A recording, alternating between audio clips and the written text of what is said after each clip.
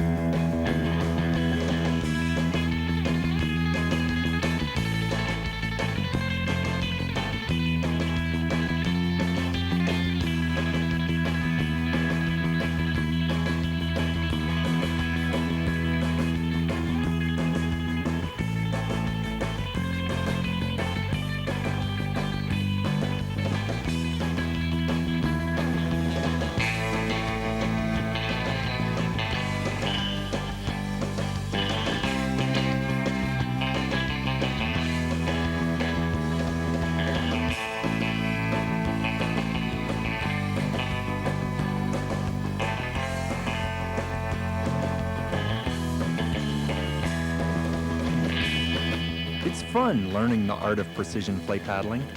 You'll improve your skills and confidence and develop more enjoyment of waves, holes, and the play potential of the river. This advanced play boating is not just for a few experts. Any paddler with the desire to learn can master the fundamentals. In Rotendo, we'll look at some advanced tips for surfing, side surfing, and catching air with moves like enders, pirouettes, and squirt turns. By combining some of the fundamentals of these moves, you can learn to link cartwheels in a hole and have even more fun on the river.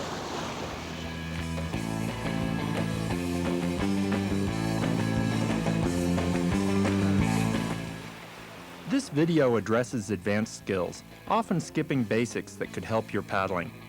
Check out some other videos and get some lessons to expand your knowledge of technique and safety. By building on basic skills, nearly everyone can improve their enjoyment of the river. Improved technique leads to longer, more dynamic surfs,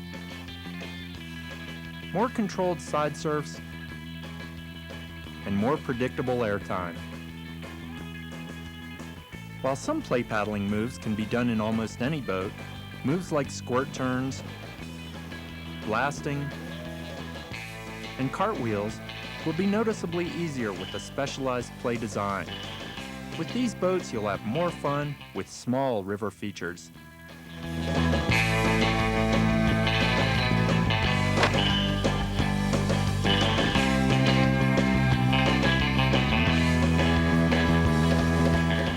Exceptional surfing ability is big fun. Plus, it's a prerequisite to advanced moves. But if you're like most paddlers, your surfing probably has room for improvement. How often do you fall off a wave without a good long ride? These tips will help you get longer, more predictable surfs. Strategy on entering a wave is key because many waves are big enough you can just float out there and start paddling upstream and hopefully you pick up the wave. But you may get away with that strategy sometimes, but if you're going to surf the hard waves, there is a sound strategy to get on them. And you ought to start practicing them on the easy waves so you get in the right habit. The right habits start with getting onto the wave, a move which can often be quite tricky. Missed surfs are usually caused by aiming for the wrong spot or by ineffective boat control. Let's study surfing from the easiest approach, when the wave is next to the eddy. A common problem is paddling real hard on exiting the eddy, whether or not it's the right path. Without precise aim, you'll run up on the back of the oncoming water. Then your momentum slides you back and off the wave. It's better to slide out onto the wave, even if you don't have an eddy to work from. Many people get lured into looking at their destination out on the wave, rather than paying enough attention to their bow and their angle with the current. You have to deal with an intermediate target, where the wave meets the eddy line.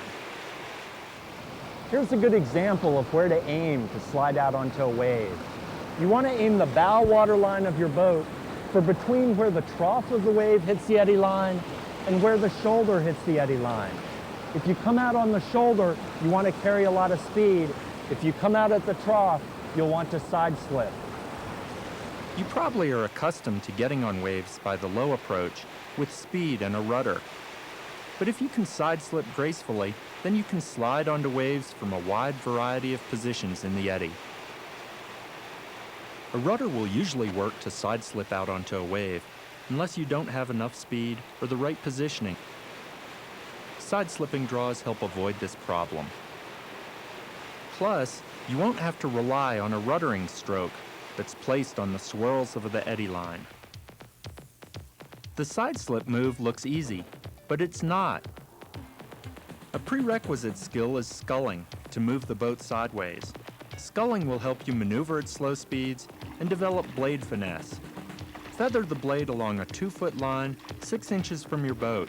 Gradually open the blade for each direction of travel, making sure to keep both of your hands out over the water. Now try the shift to slide sideways while underway. Get up some speed and place a stationary draw stroke right behind the pivot point of the boat. With the right blade angle and placement, you'll move sideways smoothly. If the blade is too far forward, you'll simply turn. Some of the best paddlers can even use this sort of stroke in reverse. Now let's look at some precision strokes that'll help tune up your surfing. Exactly how you steer on a surf is critical because it affects your position on the wave, not only from side to side, but also upstream and downstream. Control your position by adjusting the amount of turning effect and the amount of drag created by your paddle. Okay, when people first start out surfing, they're at one level, and they'll wedge in a pry on this side, and they'll bring the boat back. They start going off the other way, and they'll wedge in something else and bring it back. And surfing's that basic. But as waves get more complicated, then they have a hard time staying on. If you really want to shred up a wave, if you want to be able to shred any complex wave with a lot of speed that changes on you, you have to move into a new dimension, and it's really simple. So imagine I twist my torso way to the side, and as I surf, I can kick the edge in, articulate my hips, and push the tail that way, which brings the bow flying back to that angle. And I'm controlling the boat, look at us, with these muscles inside. Wedging rudders have a large braking component, which works well on steep waves. But wedging rudders are detrimental on small waves, since too much drag can pull the boat off.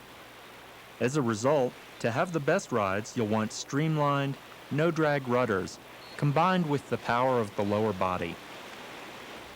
And this is how to get the feel of using those deep muscles. If you twist completely towards me, now engaging your hip and your obliques, push that tail away, now pull, and quiet the upper body one more time. Perfect, pull it in. Does that feel like it out in the water? It does. And you feel it down here in the big muscles, and it's quiet up here. Great.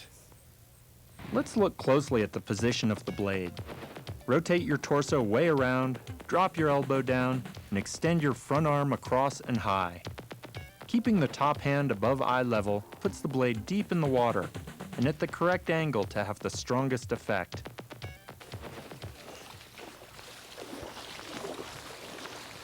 Many people don't know this precise no-drag rudder. Instead, they have the blade flat on the water or use an inadvertent braking stroke. Paddle forward to simulate the feel of current. Keep a lot of torso twist and keep your front arm extended. If your top arm pulls on the shaft, you've just turned the rudder into a braking stroke.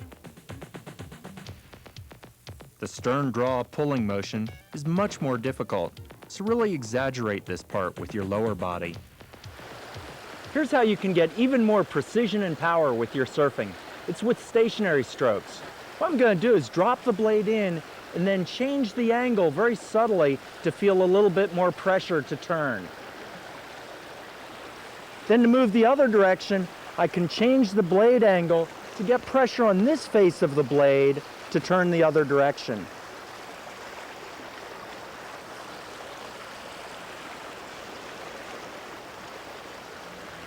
Work on making this motion very subtle by feeling for the current on alternate faces of the blade. To do this, you'll not actually be pulling on the shaft. Instead, twist the blade to feel pressure on one side to move one way, and on the other face to move the other way. The more you can control the boat from just one side, the more options you'll have when surfing on stronger, more complex waves.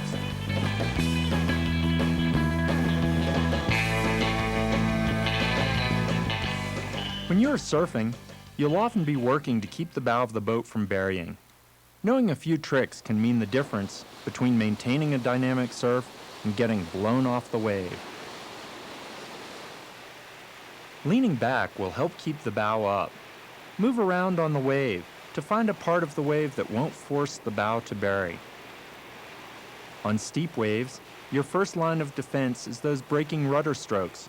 You know, the wedging ones that we don't want you to do all of the time. But if the bow buries in the oncoming current, tilt the boat by lifting one knee. Tilting the boat sheds the water off the deck and pops the bow back up to the surface. Practice letting the nose bury, then bringing it to the surface and recovering your surf. On some waves, you may need a steady shaking motion to constantly shed the water that's loading up on the bow. Which way do you lean to turn? It depends on the boat design, the wave, and whether you want to slice the stern in, carve, or counterbalance a stroke. So there's no one answer. It's fun to experiment, and the only wrong lean is an abrupt one or a wobble. If you feel yourself sliding backwards off the wave, hit an aggressive forward lean and a series of lightning-fast forward strokes. Interestingly, the forward stroke for front surfing differs from what you'll use in normal river running. The stroke you use to pick up a high-speed surfing wave indeed is different than the stroke that you use everywhere else on the river. This stroke is different because the water's flying by you at such a high speed already, and when you go to engage the water, you have to have that paddle moving through the air at least as quick as the water when it catches. And therefore, the stroke's a little farther back, way quicker, and it's way shorter.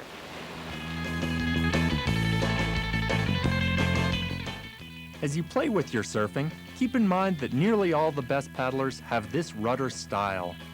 Keeping your torso rotated and your back elbow twisted down helps ensure you have the correct blade angle. There must be something to it.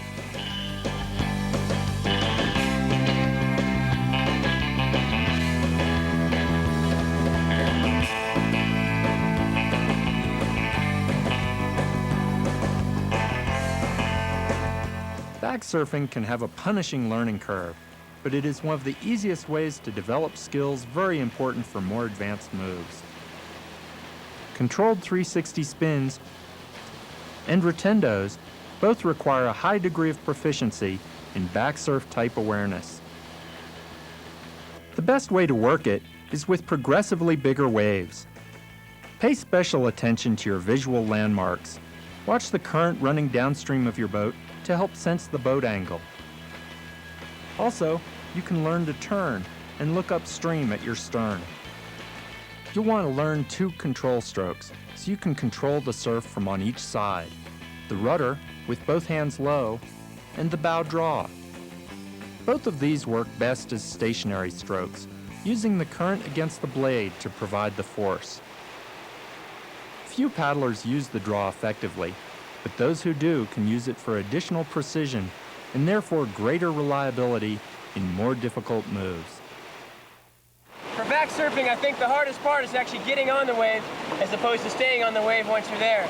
And the real key there, again, is to stay close to the eddy line like when you're going on a forward surf, and to keep on pushing and jumping over the eddy line backwards as opposed to what a lot of folks do, which is just get to the eddy line and try and rudder their way out there with no power at all.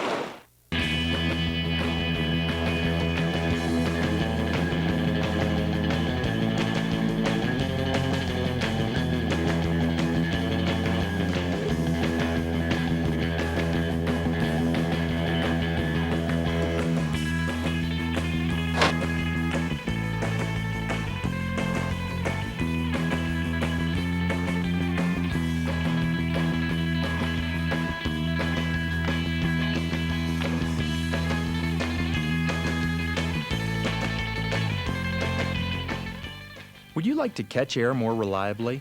There's some good tricks worth learning. Finding the sweet spot is the first key to getting vertical. Study the paddlers getting the best air for clues. Examine the grain of the current for where it is strongest and deepest, then drive into this spot with your boat perpendicular. And the one element that really ices the cake on this is the pitch of the kayak. Sometimes the water will be sliding around that rock in such a way that to be perpendicular to that water, you need to pitch your boat up slightly, exposing the deck of your kayak at a right angle to that water, and then you feel the full power of the load push the bow right down. To reliably catch the full force of the current, you'll learn to sense water pressure on the deck of your boat, just as you sense different pressures with your blade. Many paddlers take rough aim for the sweet spot, then lean forward and passively wait for good air. If you just let it go, the bow will probably find a way to shift off center. With an ender, it's amazing how many times you can miss an ender when you think you're lined up for it. While we all say it's a pretty easy trick these days, we can still blow it. And the reason that we blow it is sometimes we let the bow shank off the water before it dives down one way or the other. To keep the boat on target, fine-tune the bow's positioning by keeping your blade in the water. For holes and steep waves, you will probably use a braking control stroke by your hip. For pour-overs, you'll use a stern rudder or stern draw. When you're positioning for pour-over vertical moves, it's handy to be able to move sideways with a mix of speed and precision. One option is using your rudder, which can be modified to provide a bit of side slipping. An alternative is the stroke work that lets you draw sideways with speed. The best paddlers have both styles mastered. This gives them more options for keeping the boat perpendicular to the sweet spot. Even if you don't have the bow lined up perfectly, or if the current is weak, you can often encourage it down by leaning forward. Don't be afraid to feel pressure on your feet. Tucking forward will help the bow engage, while leaning back delays the endering reaction. Learning to will it down will help you milk airtime from smaller water features.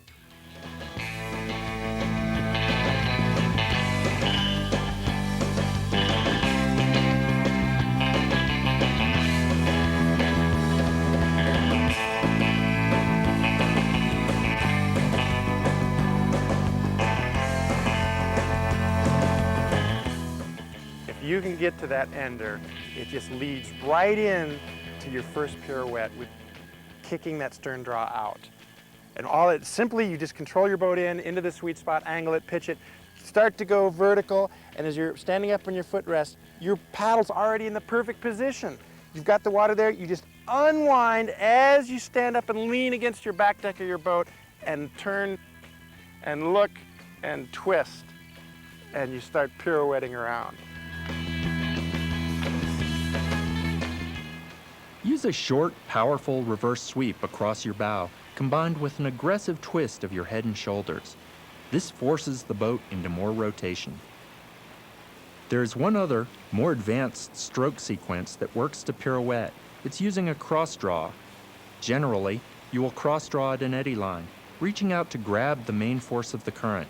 The cross draw also works well to maintain a spin.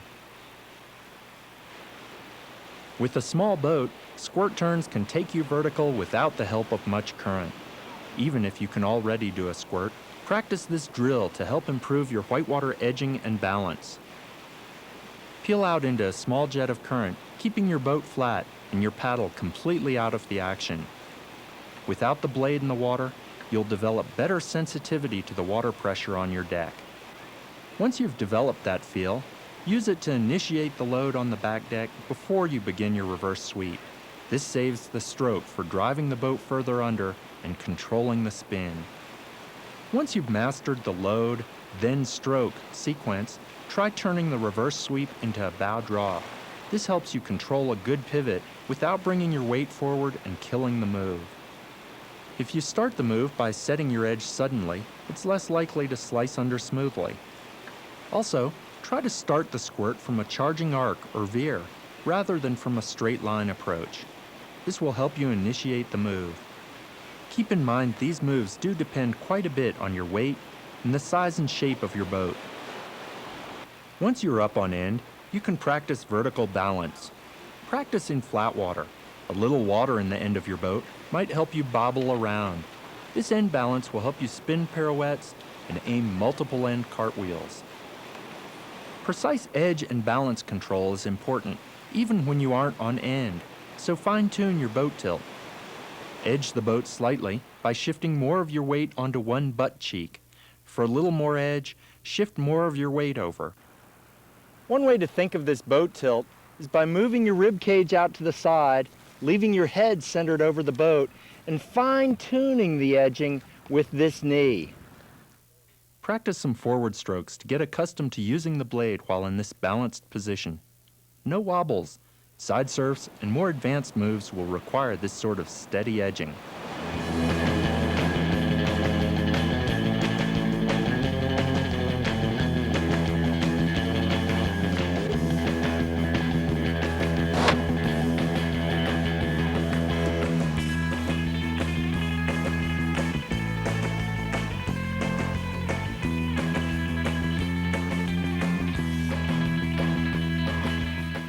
There's reasons people are scared to go into the hole, because if you don't know what to do, you're gonna get spanked or slapped around a little bit.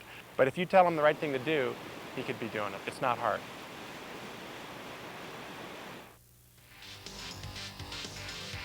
Let's study a friendly side surf hole so you can get the most from this river feature.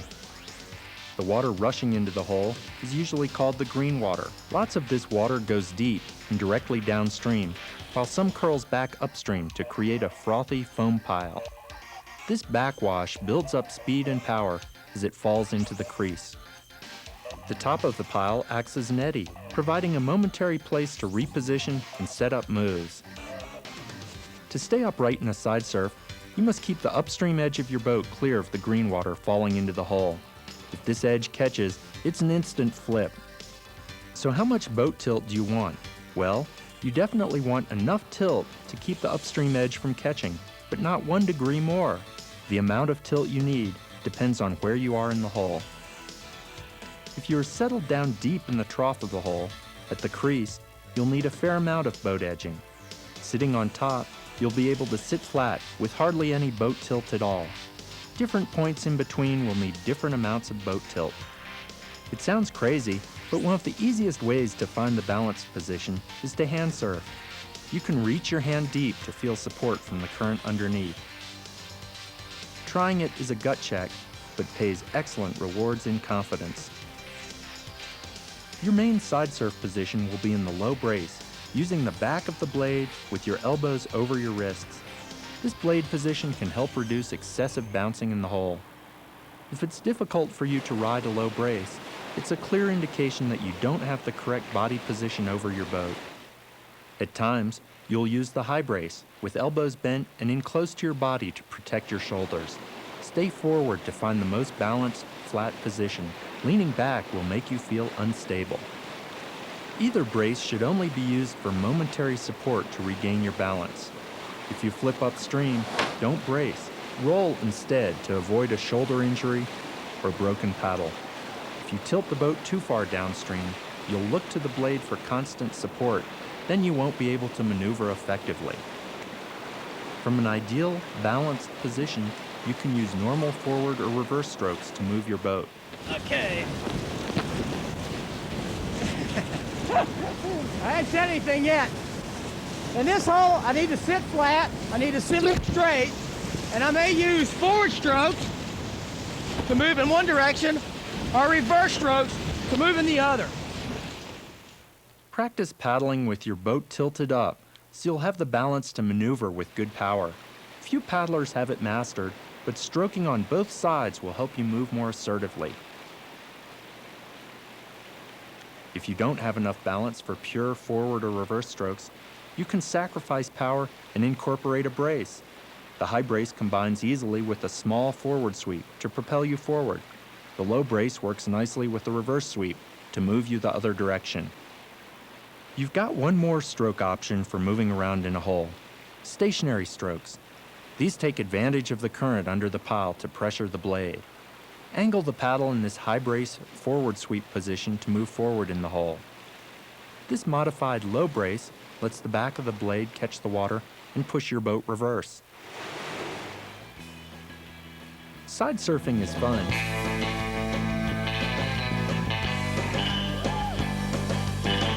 But it's difficult to do more advanced moves from a position settled down in the crease. Instead, maneuver your way towards the top of the pile. You'll need to master this repositioning to spin or to initiate any advanced move. The easiest route to the top of the pile is at the corner, just as you're about to be released from the hole, but before you wash downstream.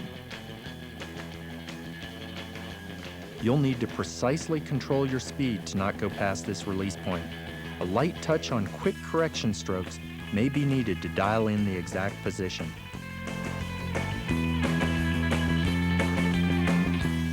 From this corner position, work your way to the flat area on top of the pile. From here, you can move around more easily and engage some nice moves.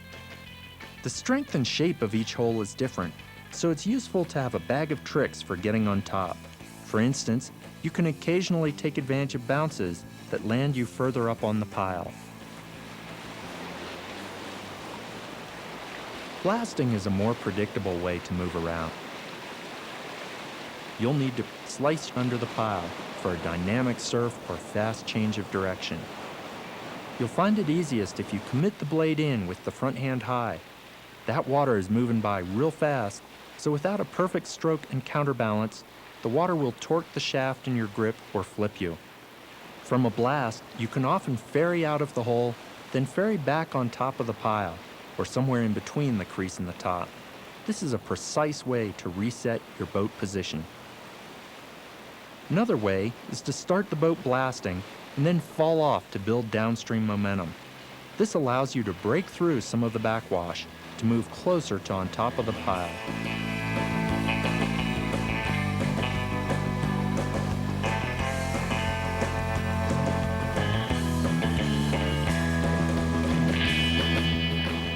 .360s help you learn the boundaries, power, and other characteristics of a hole. Work your way to the corner as you would on an exit, but with controlled speed so you don't go past the release point. As the bow enters the downstream current, let it spin until it's almost parallel with the grain of the current. Look over your shoulder at the stern until it clears the green water. To help continue the boat spin, use draws or sweeps. The moment the stern is clear, change the tilt, swap blades, look over the opposite shoulder to the same point near the crease and green water. Then watch the bow as it swings clear of the green water. Your head movement helps position your shoulders and torso to lead the boat into more spin. You'll find this habit useful in cartwheels. Don't run blind, lead with your head. The bow draw has particular advantages for making the spin succeed. It helps turn the kayak while delaying the stern from sliding back in the hole. You'll discover some spin corners don't work with sweeps. Often you'll need reverse strokes to move upstream. Notice how the reverse strokes that control your boat angles are the same as the back surf strokes we learned earlier. Concentrate on feeling how the water does the work. The more comfortable you are with 360s in each direction, the more confident you will be working the advanced moves.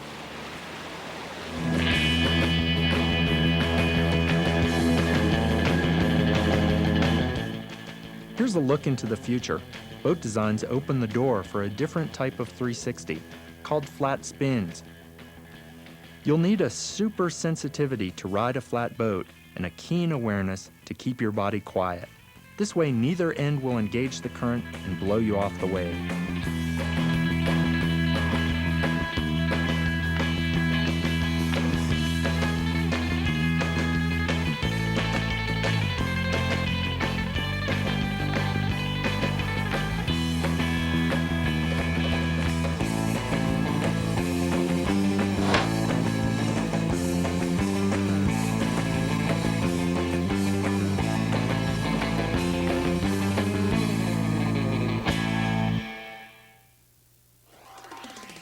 The early rotendos were unintentional, and as the sport progressed, paddlers realized that anything done once by accident could be duplicated on purpose for fun.